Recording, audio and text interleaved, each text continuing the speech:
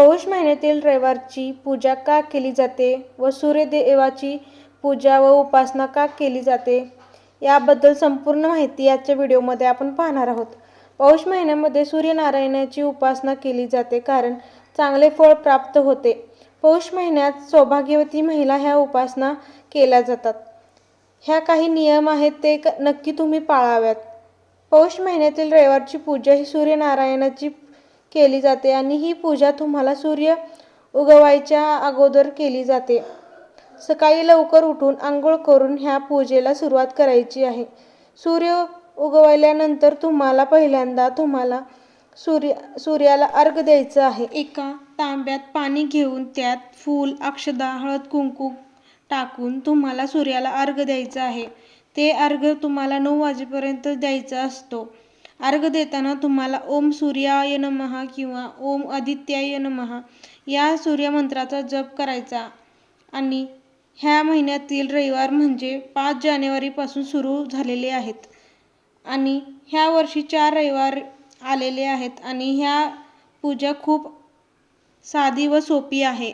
असं मानलं जातं की केस विंचरू नये। जर तुम्हाला केस विंचरायचं असेल तर सूर्य उगवायच्या आधी विंचरायचं आणि उपवासामध्ये तुम्हाला जेवणही केलं तरी चालेल आणि संध्याकाळी तुम्हाला फराळ केलं तरी चालेल। जेवण हे सूर्य आहे तोपर्यंत जेवण करून घ्यायचं आहे आणि सायंकाळी तुम्ही फराळही करू शकता। ह्याची पूजा कुठे करायची तर सूर्यदेवाची पूजा ही अंगणात केली जाते कारण तिथे सूर्याची किरणे येत असतात, त्यामुळे तुम्ही अंगणातही केली तरी चालेल आणि सिटीमध्ये तसं जागा नसतं, त्यामुळं तुम्ही देवाऱ्याच्या बाजूला ही पूजा मांडणी केली तरी चालेल।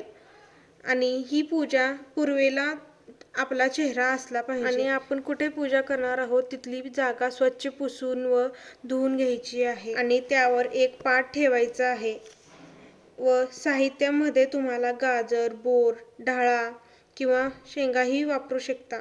ऊस, गव्हाचे लोंब हेही सगळे वस्तू तुम्ही 3 किंवा 5 ही घेऊ शकता। फुले, अगरबत्ती, धूप, दिवा लावण्यासाठी दिवा किंवा आरतीचं ताटही ठेवू शकता आणि समईही लावू शकतो।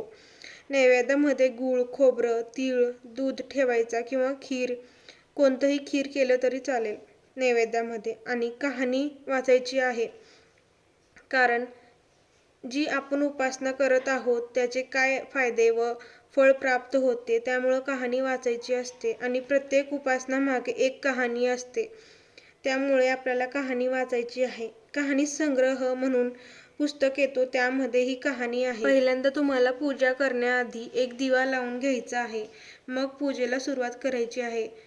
एक पाटावर म्हणजे त्या पाट्यावरती सूर्याची प्रतिमा काढून घ्यायची आहे आणि पाठावर ते तुम्ही रांगोळी किंवा चंदनानेही काढू शकता। त्यावर हळदी कुंकू टाकून घ्यायचं आहे। ऊस, गाजर, बोर, शेंगा ही त्यांच्या उजव्या बाजूला ठेवू शकता आणि नैवेद्यामध्ये तुम्हाला गूळ, खोबरं ही ठेवू शकता आणि आरती करून घेण्याआधी आपल्याला कहाणी वाचून घ्यायची आहे, मगच आरती करायची आहे। आणि कहाणी पुस्तकामध्ये आदित्य रानूबाईची कहाणी असं नाव आहे, ती कहाणी वाचून घ्यायची आहे, मगच त्यानंतर आरती करून घ्यायची आहे। जर तुम्हाला आपला व्हिडिओ आणि माहिती आवडली असेल तर आपल्या चॅनलला नक्की सबस्क्राईब करा आणि स्वामी सेवा करा आणि स्वामी सेविकेरी घडवा ही स्वामीचरणी प्रार्थना। तर चला आता आपल्या व्हिडिओला इथेच थांबूया। श्री स्वामी समर्थ। जय जय स्वामी समर्थ।